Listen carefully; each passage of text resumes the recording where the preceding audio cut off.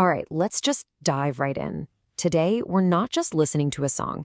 We're going to treat the lyrics of Kanye West's Saint Pablo like a document, a window straight into the mind of one of the most, let's face it, polarizing and influential artists of our time. And this song catches him at this incredibly intense moment of public pressure. So right out of the gate, he hits you with this. It's so brutally honest, you feel it immediately. This isn't some Brad track about being rich. No, this is the flip side. It's about the crushing weight of expectation, the cost of his generosity, or maybe just his inability to set boundaries. It perfectly lays the groundwork for a song that is all about pressure. Okay, so let's start by unpacking those pressures. This first part, the price of fame, it's all about the forces that Kanye sees closing in on him from the outside. We're talking money, debt, and the relentless eye of the media. And what's so fascinating is how specific he gets here. This isn't some vague complaint about being famous. No way. He details friends calling him for cash, even when he's deep in debt himself.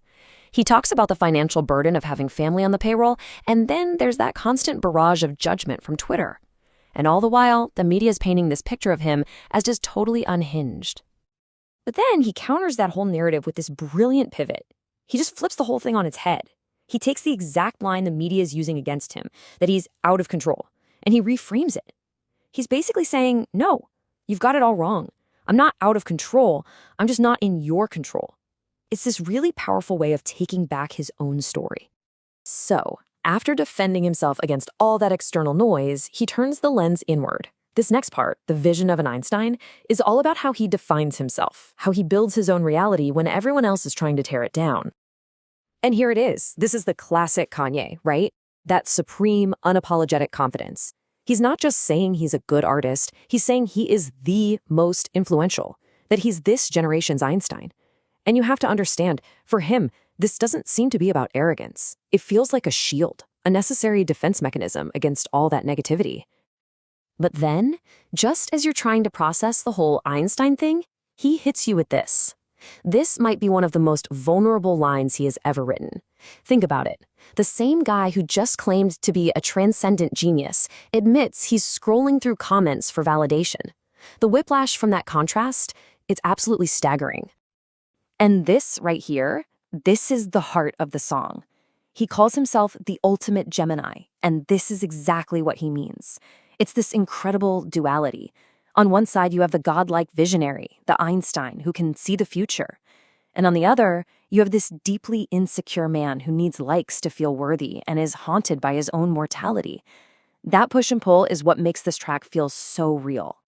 Now, what's so crucial is that the song isn't just about his personal struggles. It's not just a diary entry. From here, he zooms out, and he takes on this role of a social commentator, a messenger with something really important to say about history and society. And then we get to this line. Wow, it is so dense, so packed with meaning. In just 9 words, he connects centuries of American history directly to modern consumer culture. It's a critique, a lament, and a whole history lesson rolled into one. We really have to break this one down. So there are really 2 layers to what he's saying. First, there's the undeniable historical weight, that direct reference to 400 years of slavery. You can't miss it. But then he does something brilliant. He connects it to right now, suggesting that the pursuit of luxury goods, the gold chains, the expensive cars, has become a new kind of servitude, a financial trap that continues a cycle of bondage. It's just an incredibly sharp piece of commentary. This line, it really feels like his mission statement for the whole track. After all the talk about fame and fortune, after the Einstein-level ego, he lands on this simple, powerful claim, I am one with the people. He's trying to tear down that wall between his celebrity world and the struggles of the community he feels he represents. So we've gone from the personal to the social, and now we're going spiritual. This next section, Church in the Night Sky, gets to the song's haunting core. It's where all the anxiety, all the ego just seems to melt away, leaving this profound search for faith. And this is where Sampha comes in with that incredible chorus, and it just completely shifts the tone of the song. You get this beautiful, kind of lonely image of someone just looking up at the stars, searching for a sign, and wondering if God's even going to say hi. All the noise from before, the fame, the money, it just fades away, and we're left with this very fundamental, very human question. The song is really asking you. It's asking me. It's asking all of us that same question. Where do you find God in your nightlife? How do you find any kind of faith or meaning when you're surrounded by all the chaos and temptation of the modern world? It really makes you stop and think, doesn't it? All of that questioning leads us straight to the song's resolution. This final part, one set of footsteps, is about finding an answer. It's about moving from doubt and ego towards humility and an ultimate reliance on faith. This is it. This is the big turning point.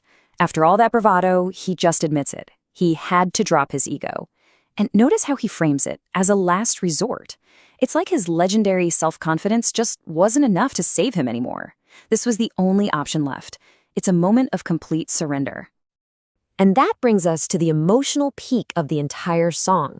He's directly referencing the famous Footprints poem, you know the one, where a person looks back and sees only one set of footprints in the sand during their hardest times, and they realize it's because God was carrying them. After this whole song detailing his struggles, this is his conclusion. He was never alone. So at the end of it all, we're left with this question. What is Saint Pablo really? Is it a confession of his deepest insecurities? Is it a desperate prayer for guidance? Or is it a prophecy from that self-proclaimed visionary, mapping out his own legend? You know what? The answer is probably all three.